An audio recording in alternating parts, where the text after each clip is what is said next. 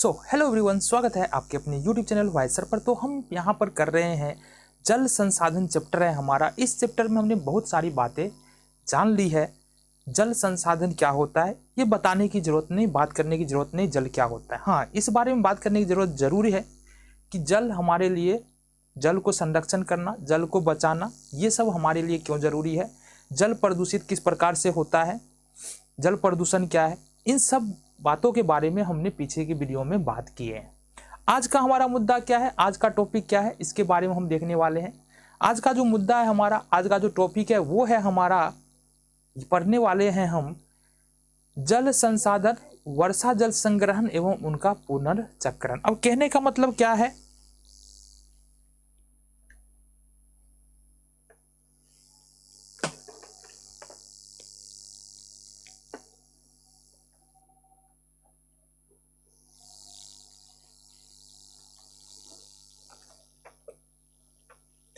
तो आज हम क्या देखने वाले हैं, आज देखने वाले हम यहाँ पर वर्षा जल संग्रहण एवं उनका पुनर्चक्र। अब यहाँ पर देखो, वर्षा जल संग्रहण का मतलब क्या होता है, पहले तो हमको ये समझ लेना है। वर्षा जल संग्रहण का मतलब होता है बारिश के समय में जो बारिश के रूप में हमको जल प्राप्त होता है उसको किसी ऐसे स्थान पर सुरक्षित रखना या उसको जमीन के अंदर फिर से भेज देना, वर्षा जल संग्रहण कहलाता है। मतलब वर्षा के पानी को जब हम इकट्ठा करते हैं ना तो वर्षा जल संग्रहण कहलाता है। अच्छा, यहाँ पर प्रश्न ये उठता है कि कितना पानी हम इकट्ठा करें। जितना उपयोग लायक पानी जितना हम इकट्ठा कर सकते हैं, अलग अलग तरीकों से वर्षा जल का संग्रहण किया जाता है।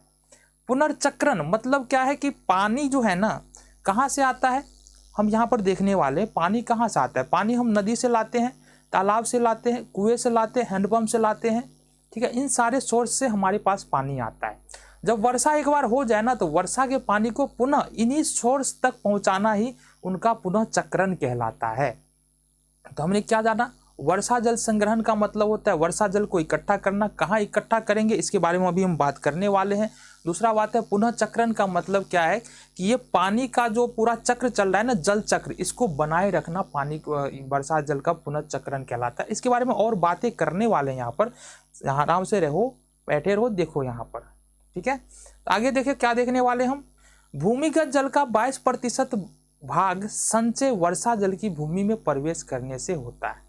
अब देखो भूमिगत जल का मतलब क्या बताया था हमने, भूमिगत जल का मतलब बताया था भूमि के अंदर जो जल होता है ना, भूमि के अंदर जो जल पाया जाता है उसको क्या बोलेंगे, उसको बोलेंगे भूमिगत जल। अब भूमिगत जल में, जल जो भूमि के अंदर में जो पानी होता है, जो जल होता है ना, वो पानी कहाँ से आता है जरा बता दो हमको। भूमि के अंदर में जो जल होता है वो कहाँ से आता है, तो भूमि के अंदर में जो जल होता है ना वो वर्षा जल से ही आता है। नदी तालाब कुओं में जो जल पाया जाता है उसी जल से आता है ना, कोई दूसरा सोर्स नहीं है। हमने क्या कहा कि जल का जितना भी सोर्स है ना, जल का जितना भी स्रोत है, सारा सारा वर्षा जल ही है, यही है। और मेनली तो 22% भाग भूमि के अंदर यानी जमीन के नीचे जो भी जल पाया जाता है उसका 22% भाग तो वर्षा से ही आता है, ठीक है। तो इसलिए यह जरूरी हो जाता है कि जब वर्षा हो, है ना, जब वर्षा हो तो उस जल को हम इस प्रकार से व्यवस्थित कर सके ताकि वो जल पुनः भूमि के अंदर चला जाए। अब सवाल उठता है भूमि के अंदर जल कैसे जाएगा, वर्षा तो होगा लेकिन भूमि के अंदर जल कैसे जाएगा। तो देखो यहाँ पर एक चित्र नजर आ रहा है ना, देखो। तो इस प्रकार से नलके होते हैं हमारे क्षेत्र में, सभी के क्षेत्र में नलके होते होंगे, हैंडपंप। अभी हैंडपंपों का जो पाइप होता है ना उसके द्वारा जो भी वर्षा के जल को हम उस पाइप में डाल सके ना तो वो क्या होगा, पुनः भूमि के अंदर चला जाएगा। उस पानी को फिर से हम क्या कर सकते हैं, उपयोग कर सकते हैं। एक तो ये तरीका है हमारे पास, और दूसरे तरीका के बारे में भी बात करेंगे। पहले आगे देख लेते हैं क्या करते हैं हमको, चलो जी। जल संग्रहण या वर्षा जल संग्रहण, देखो पीछे अभी हमारा क्या हो रहा है, अभी हम जल को बनाए रखने के लिए या जल को एक क्षेत्र से ऐसे क्षेत्रों में जल को पहुंचाने के लिए जहां पर जल की कमी है, बाढ़ को रोकने के लिए हम क्या कर रहे हैं, अभी क्या बना रहे हैं, नदी घाटी परियोजना बना रहे हैं। तो नदी घाटी परियोजना का अपना एक फायदा तो है ही, बहुत सारा कार्य हो जाता है नदी घाटी परियोजना से। मछली पालन हो गया, कृषि के लिए जल की व्यवस्था हो गया, ऐसे क्षेत्रों में जहाँ जल नहीं मिल रहा है वहाँ पर जल उपलब्ध हो जाता है, ठीक है। लेकिन नदी घाटी परियोजना का एक अपना नुकसान भी है। नुकसान क्या है, जब हम बांध बनाएंगे तो एक बहुत बड़ा क्षेत्र क्या होगा, वो जलमग्न होगा। एक तरफ का पानी का रोकेंगे ना तो जाहिर सी बात है कि एक तरफ पानी तो बढ़ेगा, पानी का लेवल तो बढ़ेगा तो वो जलमग्न होगा, जिससे वहाँ रहने वाले लोगों को असुविधा होगा, बहुत सारे जंगल नष्ट हो जाएंगे, जंगली जीव नष्ट हो जाएंगे, तो ये सारी समस्या भी उत्पन्न होता है। तो क्यों ना इसका नदी घाटी परियोजना का एक वैकल्पिक रूप हम खोजा जाए। तो वैकल्पिक रूप में पहले के जो लोग होते, क्योंकि पहले जो है ना नदी घाटी परियोजना नहीं थी, तो पहले के लोग किस प्रकार से जल उपयोग करने के लिए जल को किस प्रकार से बचाते थे। तो पहले के लोगों ने क्या किया कि उनको नॉलेज था कि पानी कब तक कितना लेवल तक ज़मीन के अंदर है, कितने समय तक हमारे साथ रहने वाले हैं, उसके अनुसार वो अलग अलग प्रकार की व्यवस्थाएं करते थे पानी को बचाए रखने के लिए या पानी को अपने तक लाने के लिए। क्या क्या करते थे, तो प्राचीन समय में पहाड़ी क्षेत्रों में गुल अथवा कुल जैसी वहिकाएं, वहिकाएं मतलब क्या होता है, वहिकाएं का मतलब होता है एक नाली नुमा संरचना बना देना। क्या देना, बना देना, नाली नुमा संरचना या नाली बना करके, ठीक है, उसको पानी को एक जगह से दूसरे जगह ले जाना। तो प्राचीन समय में पहाड़ी क्षेत्रों में गुल अथवा कुल जैसी वहिकाएं नदी की धारा का रास्ता बदलकर खेतों में सिंचाई के लिए प्रयोग किया जाता था। मतलब नाली नुमा संरचना बना दिया जाता था, नदी का धारा या तो बदल दिया जाता था या नदी के धारे में जो बहाव होता है ना उसको चीर करके अपने खेत में ले जाया जाता था। या जहाँ पर प्रयोग, मान लो जैसे कि हम समझना चाहें तो इसको इस प्रकार से समझ लो, मान लो कि कोई नदी यहाँ से बह रही है, ठीक है, अब यहाँ से हम क्या कर रहे हैं, एक नाली बना देंगे। अब हमारा खेत इस हो रहा है तो नाली बना लेंगे।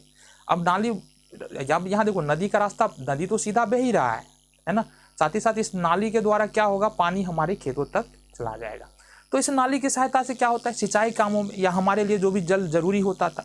कई बार ऐसा भी किया जाता था ना कि जैसे इस नदी से पानी लाए और एक बड़ा सा हमारा यहाँ पर तालाब है, क्या है, बड़ा सा तालाब है, इस नदी से पानी लाएंगे, तालाब में ला करके इकट्ठा कर देंगे।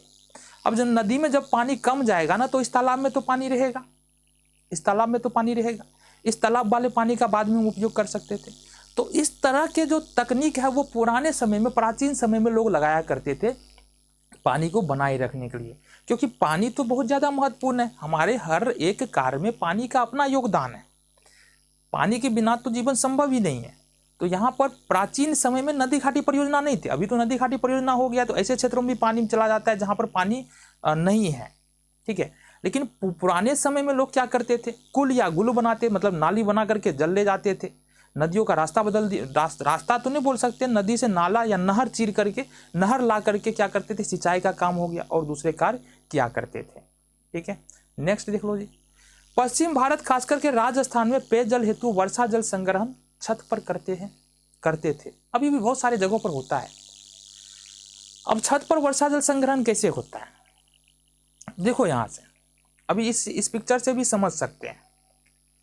ये हमारा छत है, इस पर बारिश में पानी गिरेगा, ठीक है, ये पाइप लगा हुआ है, ठीक है, ये पाइप लगा हुआ है ना, इस पाइप से पानी नीचे आएगा। अब नीचे मान लो हमने क्या किया, यहाँ पर एक बड़ा सा गड्ढा बना दिया, ठीक है, बड़ा सा गड्ढा बना दिया। अब ये सारा का सारा पानी कहाँ चला जाएगा, इस गड्ढे में चला जाएगा, जो गड्ढा हमने बनाया उस गड्ढे में चला जाएगा। और वो पानी का प्रयोग ऐसा नहीं है वर्षा खत्म हो जाएगा तो वो पानी भी खत्म हो जाएगा, वो पानी रहेगा, गड्ढे में जो पानी है ना वो लंबे समय तक रहेगा। और इस पानी का उपयोग हम बाद में देखो इस पानी से दो सुविधा है, एक तो हो रहा है हमारा जो भूमिगत जल है उसका लेवल बना रहेगा, ठीक है, आसपास के क्षेत्रों में भूमिगत का जल का लेवल बना रहेगा। दूसरी बात है कि हम इस पानी का प्रयोग बाद में सिंचाई के लिए या दूसरे कार्यों के लिए इजीली हम कर पाएंगे। तो वर्षा जल संग्रहण, राजस्थान जो कि एक शुष्क क्षेत्र है जहाँ पर वर्षा बहुत कम होता है, ऐसे क्षेत्रों में छत पर या वर्षा जल संग्रहण जो छत पर करके और फिर उसको गड्ढों में डाल दिया जाता है, उसका बाद में प्रयोग किया जाता है। तो ये हमारा यहाँ देख लो, पश्चिम बंगाल में बाढ़ के मैदान में सिंचाई के लिए बाढ़ जल का वाहिकाएं बनाने का चलन था। अब ये इसका मतलब क्या हुआ, तो इसका मतलब यही हुआ जो अभी ये हमने समझाया ना पूरा माजरा, ये वाला देखो, ये एक नदी है, नदी बह रही है, हमको जिधर जरूरी है उधर नाला चीर करके वहाँ पर पानी ले जा सकते हैं। तो ये जो कुल बोल लो, गुल बोल लो या बहिकाई बोल लो, ये सारा लगभग एक ही चीज़ है, ठीक है, सारा सारा क्या है, एक ही चीज़ है कि पानी को हम अपने सुविधा के अनुसार लाने के लिए जो भी व्यवस्था कर सकते हैं। कुल भी वही है, बहिकाई भी वही है, ठीक है, नहर भी वही है, तो ये सारा चीज़ हमारा एक ही है। आगे देखेंगे जी, चलो। बहुत से क्षेत्रों में जल इकट्ठा करने के लिए गड्ढों का निर्माण किया जाता है। अब बहुत ऐसे क्षेत्र होंगे हम लोगों के क्षेत्र में नहीं होता है, यानी हम लोग जहाँ तक जानते हैं अधिकतर लोगों के क्षेत्र में ऐसा नहीं किया जाता होगा कि वर्षा के जल को इकट्ठा करने के लिए गड्ढा बनाया जाता होगा। लेकिन समझो जहाँ पर पानी की समस्या होती है, जहाँ पर वर्षा कम होता है, सीजनल वर्षा होता है, सीजन में भी कम वर्षा होता है, ऐसे क्षेत्रों में नदी नहीं है, आसपास के पानी का सोर्स नहीं है, पानी ज़मीन के अंदर में यानी भूमिगत जल भी नहीं मिलता है, ख़त्म हो जाता है, तो ऐसे क्षेत्रों में जो है ना वर्षा जल संग्रहण ही जल प्राप्ति करने का एक महत्वपूर्ण सोर्स होता है, स्रोत होता है। तो ऐसे क्षेत्रों में गड्ढों का निर्माण किया जाता है और गड्ढों में जल को इकट्ठा किया जाता है। राजस्थान के जैसलमेर में खादीन, यहाँ पर देखो ऐसे गड्ढे को यानी वर्षा जल को इकट्ठा करने के लिए राजस्थान के जैसलमेर में जो गड्ढे बनाए जाते हैं उसको हम लोग खादीन बोलते हैं, और कुछ अन्य क्षेत्रों में इसे जोहर के नाम से भी जाना जाता है। खादीन और जोहर क्या है? राजस्थान के जैसलमेर में, ठीक है, वर्षा जल इकट्ठा करने के लिए गड्ढे बनाए जाते हैं जिसको हम लोग खादीन बोलते हैं, और कुछ दूसरे क्षेत्रों में इसी खादीन को हम लोग जोहर भी बोलते हैं। एक चीज़ और आया था, कुल और गुल। क्या होता है? कुल और गुल का मतलब होता है नदी की धारा बदलकर जो जल हम अपने उपयोग लायक जल को जब हम अपने पास लाते हैं सिंचाई के लिए या अन्य कामों के लिए, तो वो जो धारा होता है ना, जो नाली होता है, जो वहिकाय होता है, उसको हम लोग कुल या गुल बोलते हैं। ठीक है, चलो जी नेक्स्ट देख लेंगे। राजस्थान की बोर्नो, फलोदी और बाड़मेर जैसे शुष्क क्षेत्रों में पेयजल का संचयन भूमिगत टैंकों में किया जाता है, जिसे टाका कहा जाता है। टाका क्या होता है? ये दो क्षेत्र है, फलोदी और बाड़मेर। अब यहाँ पर ऐसे क्षेत्रों में क्या, कहाँ पर जो है ना पीने वाले जल का संचयन यानी कि पेयजल का संचयन, जो बारिश होता है तो बारिश के समय में ही क्या कर लिया जाता है, जितने भी जल होते हैं बारिश से जो जल मिलते हैं उसका संचयन यानी कि इकट्ठा कर लिया जाता है गड्ढों में। इसमें गड्ढा बनाकर उसमें बारिश के पानी को इकट्ठा कर लिया जाए, टैंक में इकट्ठा कर लिया जाता है, जिसे हम लोग टाका कहते हैं। तो टाका एक प्रकार का क्या हो गया? गड्ढा हो गया।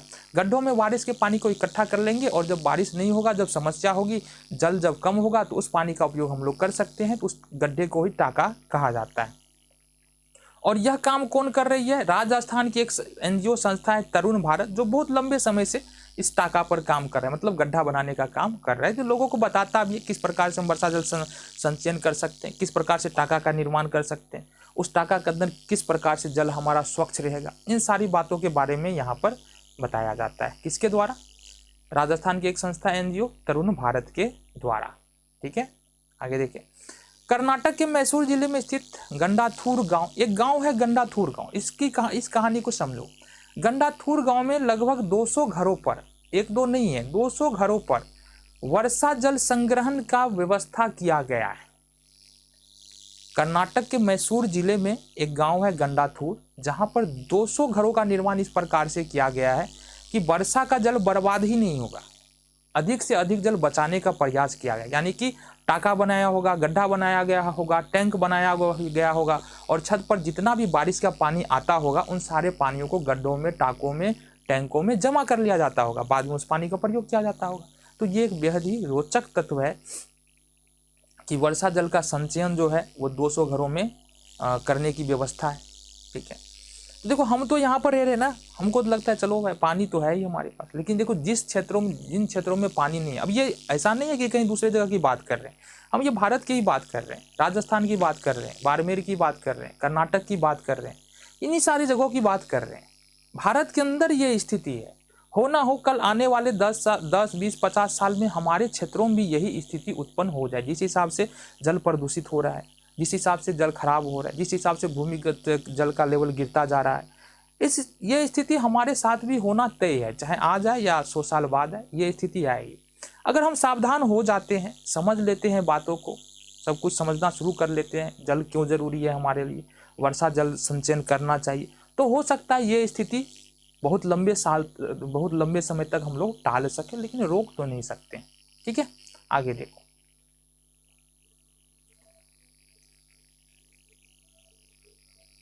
चलो जी, इस वीडियो में हम इतना ही बात करेंगे, मिलेंगे नेक्स्ट वीडियो में कुछ और नए टॉपिक के साथ।